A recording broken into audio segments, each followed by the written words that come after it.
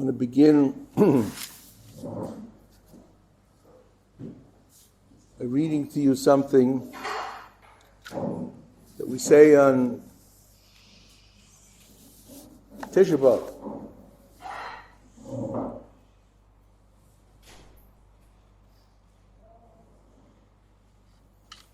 The last one of the Kinnos,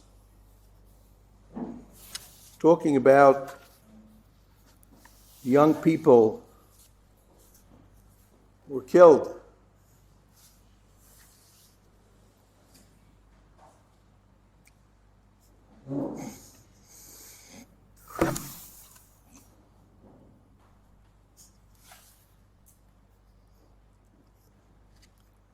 Alei machatz, for the pounding, v'rov makos, asher huku nizireha, which your aristocrats were beaten with. V'al niputz alei sela, being smashed against the rock. Oilaleha, her young people, unoreha, and her youth.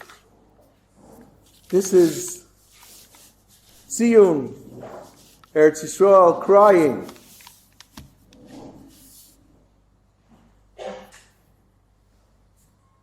Over half of the 45 people who lost their lives in Meron were unmarried. Parents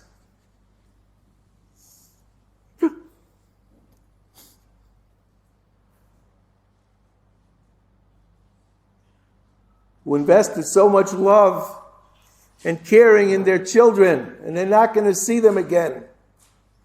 Two sets of brothers. Wives who are not going to see their husbands. Children who lost their father, their grandfather.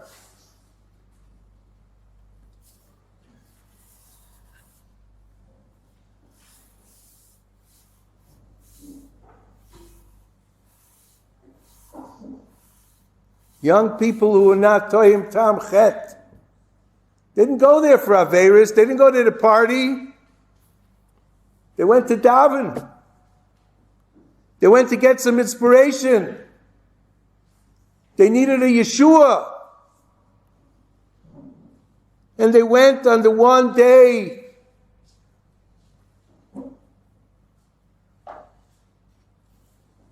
in which the Jewish people for hundreds of years have gone to Meron, to the Makom Kodesh.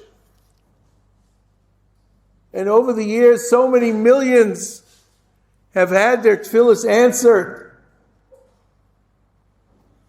Anyone who ever davened in Meron, on Lag BaOmer, knows that your davening there can be like Yom Kippur.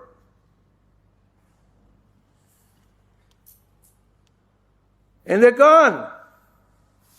They went to be close to Hashem. And they will never come back.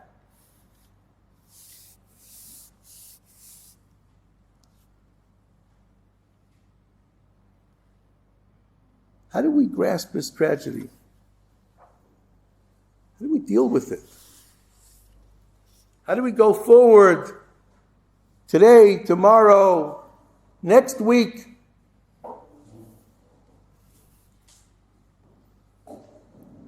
This is a question that has been existent since the time the Jewish people had a relationship with God at Har Sinai. The question of theodicy, which the Ramban, in his introduction to Eov, says is the most pressing question of human existence. How could it be that God allows negative things to happen to good people. These were all good people. At a special moment in their lives, doing good things. And Moshe Rabbeinu asked Hashem Yisbarach this question. And Hashem Yisbarach tells him, V'ro'isa es achayrai upanai lo yero. You will sometimes, in retrospect, understand what I'm doing, why there is a tzaddik, Viralo, a tzaddik who has a difficult time in life or suffers or dies, and a rasha, a wicked person who thrives. And Hashem said the difference between a creator and a created is that the creator has a plan for this world, and the human being will never understand the entire plan. Sometimes you think, achayrai, after it happens, sometimes, as the Chassam Sofer says, sometimes you can get it.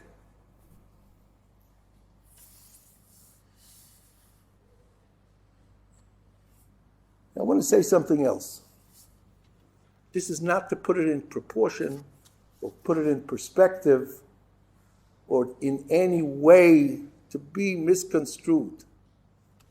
45 people. Hundreds of Avelim. Hundreds, dozens of families whose life will never be the same. Forget about the families. The people themselves who had their life snuffed out at the age of 12, 14, 16, 20, 25. A chassan who's engaged just several weeks. Newlyweds.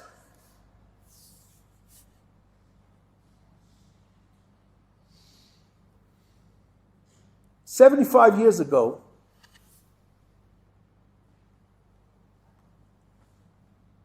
this happened for 6 years in a row. For 6 years in a row. 60 times as many as people who were killed in Meron were murdered and butchered every single day for 6 years. Every single day. 6 million, do the math. I mean, 2,800 Jews were butchered and murdered every day for 6 years in a row.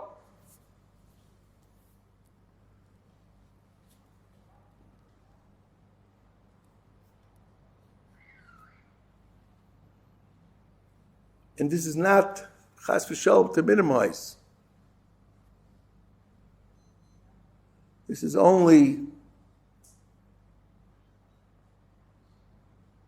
that we have a perspective how good we have it.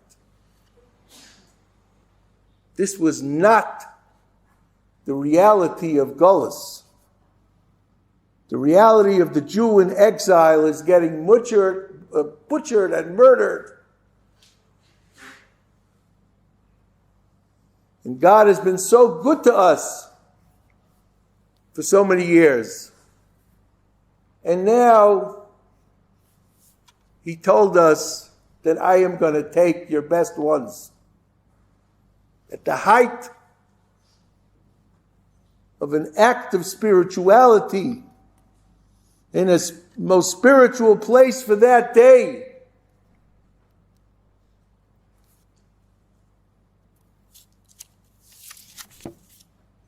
the reaction of every Jew is twofold.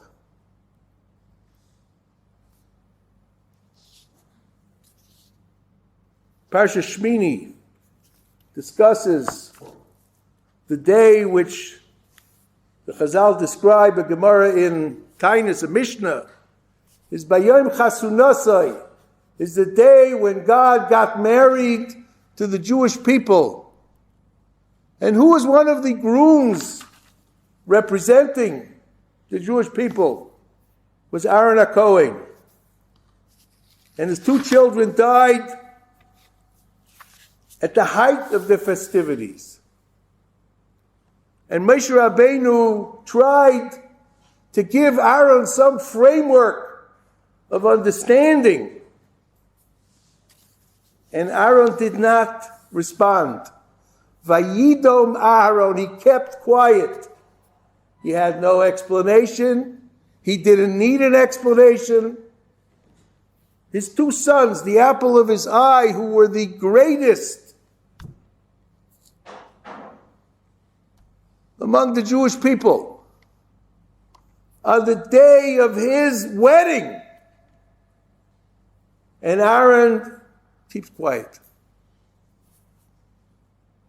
And that is the Jewish response to tragedy. We don't know, we don't understand, and we can never think that we understand. And whoever goes around telling you it happened because of this or because of that is either a fool or insensitive or not Jewish or all three. The Jew keeps quiet. Vayidom Aharon. That is the primary response of the person who understands that no one has a right to life. Life is a gift that HaKadosh Baruch Hu continues giving us, and we don't own it, and therefore we have no right to end it, but we have no right to have complaints about it, because we don't deserve any of it. It's hard. Democracy is about rights. Judaism is about obligations.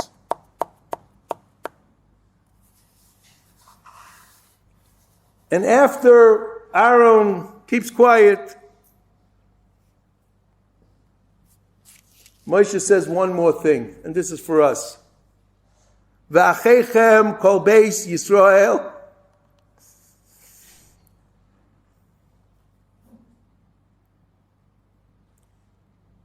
Yivku es asreifa asher saraf Hashem. If he's your brother, if you live in the same house, you will cry for your brother with the realization that this didn't happen by itself. It is the sreifa asher saraf Hashem. God made this happen. And our response is not tziduk hadin, is not justifying God's judgment when it comes to other people. There is no, as Rabbi Leib Steinman told me once, there is no tziduk hadin for somebody else's pain, for somebody else's tragedy. You cry along with him, and that's it. Don't give him explanations. Don't tell him he's in a better place. Your son's in a better place. You send your son there. You have other children. Keep quiet. Don't say anything. My Rabbi, Reb Chaim Shmulevitz, went to be Menachem Ovel, his friend of Klugman. Close friends, chavrusas. Reb Gustman's wife was nifter. He sat there for 20 minutes and he cried. Didn't say a word. Then he said, Hamakam Yinachem Eschem B'Sof Shavel Atzion, and he left. He had nothing more to say. There's no explanation. That's why when you go to an elder's house, you keep your mouth shut unless he wants you to talk to him.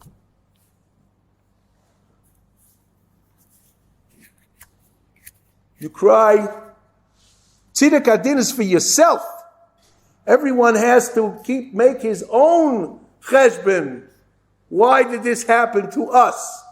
I have to worry about myself, and every person knows what he has to fix. Don't worry about somebody else. You share his pain.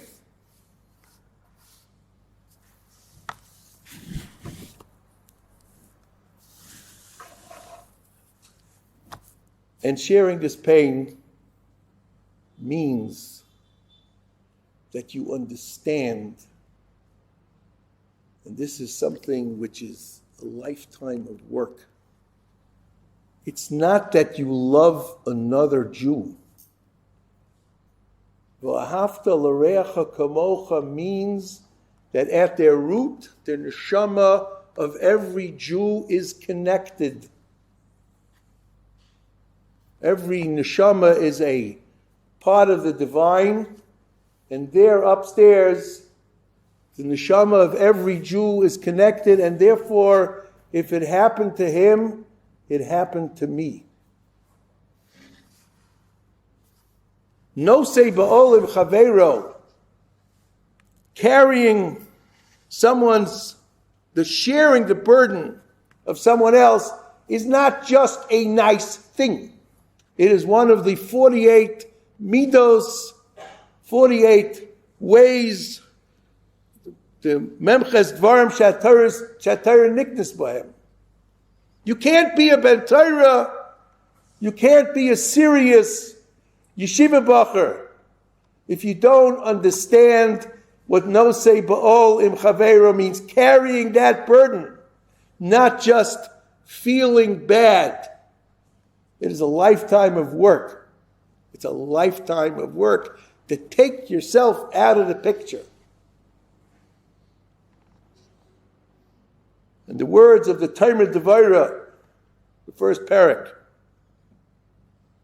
that a person should want b'toivosei shel chaveiroi, should want his friend to have it only good, and when he has it good, he's happy with that, and he's worried about the other person's honor like he is about himself.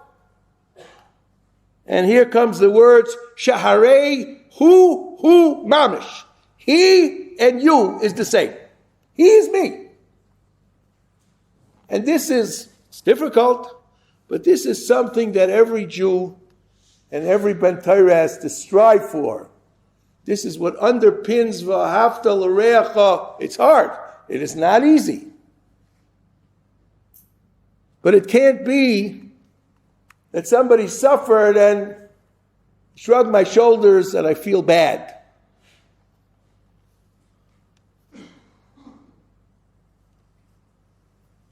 And there's one more thing. Everyone who was there at that hour, including many Or Sameach Bochum,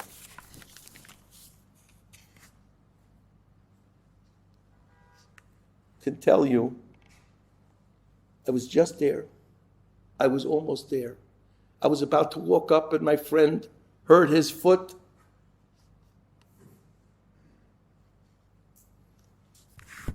Somebody tripped. Somebody moved. And he wasn't at that specific place at that moment. Who made it happen? You? You didn't make it happen. Hashem decided ahead of time who was going to be there. And he moved around all the pieces so that you should, or Baruch Hashem, shouldn't be there. And the two boys I know from Rabbi Portnoy's yeshiva, who were underneath the bodies. And the people on top of them died. And they were back in yeshiva on Friday because their head was moved slightly to one direction, or their foot, or they had a little pocket of air and they could breathe.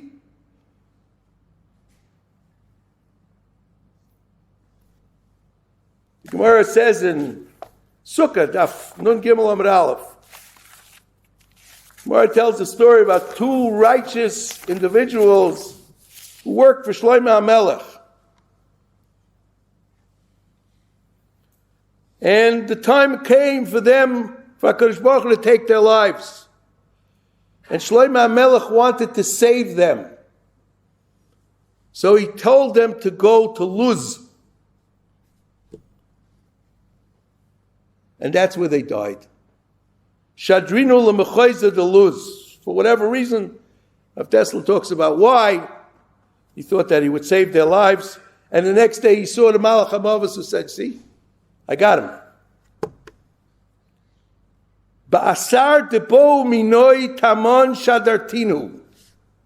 The place where they were wanted, that's where you sent them to. And when a person goes through life, he has to know this. And we say this every morning. You probably don't even think about it, like most of us don't. Roika ha'aretz al hamayim, that when I get up from my bed, I have something firm to put my feet on. She'asa li kol tzarki, that I have shoes, I'm able to walk. And then hamechin mitzadei gover. God prepares, directs your steps. There's so many things that go into. Somebody were to make a cheshbon why he wasn't there at that moment. Thousands of people, each one with a little thing. I decided to go, I missed the bus, my friend wanted me to wait for him. Everybody knows his story. So you think, I decided that, and I made that happen. It's not true. Hamechin mitzadei gover.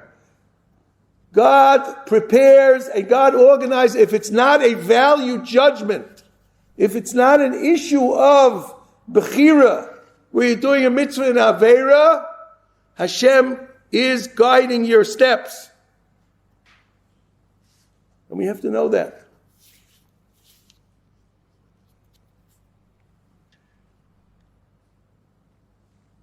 So in the days going forward,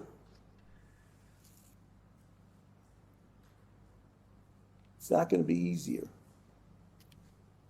Somebody suffers a tragedy, right? Okay, are you feeling better now? What does better mean? What does better mean?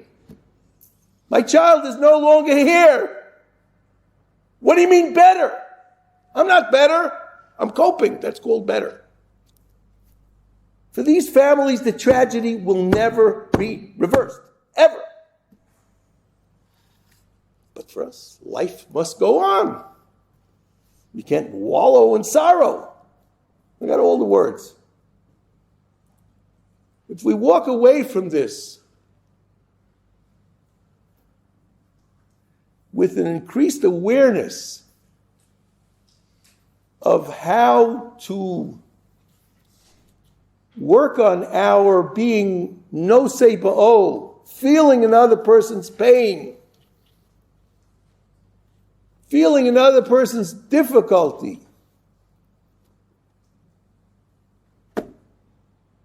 and we have a tendency, we feel bad for people who we think we have to feel bad for. For persons in a wheelchair, we feel bad.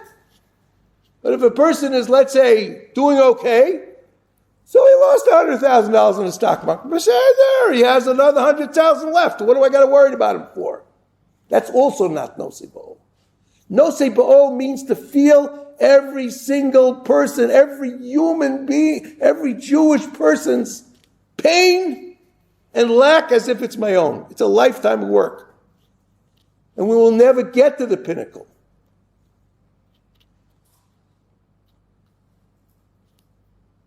We got to start. And we must know, as we said, how to keep quiet in the face of Hashem's anger and his questioning anger. Every single person who was there, who was killed, every single one, without exception, was there to daven. 45 out of 45. No security, nobody giving other things, nobody selling items. All people were there to daven. What Hashem's message to us is, we know. Every person knows for himself. And if he doesn't know, you got to work on it. You don't know for anybody else. And no empty words of nechama. Vayidom. And let's remember that every step we take in life is a gift from God. The fact that all the bones and my legs work, and I can move, and I can walk, and how I walk, and where I go. Hamechin mitzadei gover. All of that is included in what we say every morning.